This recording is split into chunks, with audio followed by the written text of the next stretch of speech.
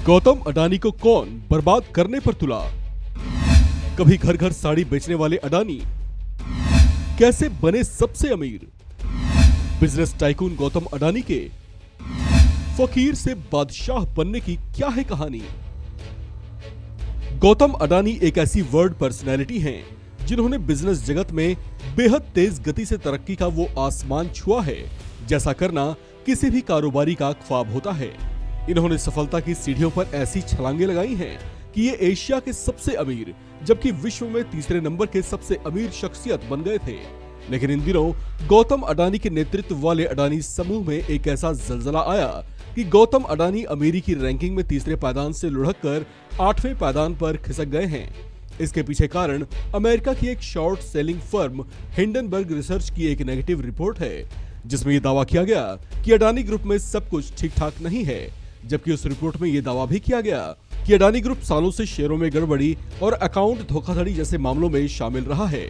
उसकी ऐसी research report आने के बाद अडानी ग्रुप में आस्थावान शेयर धारकों का विश्वास डगमगाया और अडानी ग्रुप को हजारों करोड़ का झटका दे गया। खैर, विश्व में एक बड़े बिजनेस टाइकून की पहचान रखने वाले गौतम अडानी हमेशा से इतने अमीर नहीं थे और न ही किसी अमीर घराने से ताल्लुक रखते थे। अपने करियर के शुरुआती दौर में इनका जीवन संघर्षपूर्ण था। अपनी आजीविका चलाने के लिए इन्होंने साड़ियां बेचने का भी काम किया है। तब उनकी उम्र महज 14 से 15 साल हुआ करती थी। इनके पिता भी इसी काम से जुड़े हुए थे।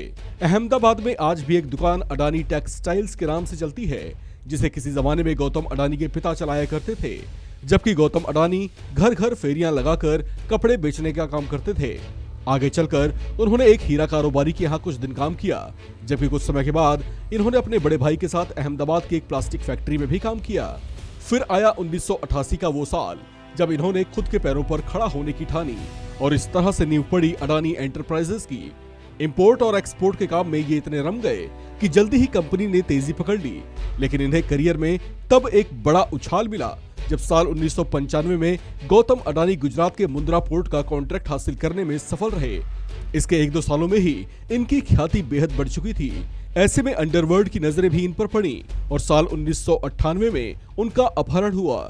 उनकी किडनैपिंग का आरोप गैंगस्टर फैजलुर रहमान और फैजू पर लगा था। इनकी जान पर तब भी एक बड़ा संकट आया था जब भी ताज होटल में 26/11 के आतंकी हमले में बाल बाल बचे थे।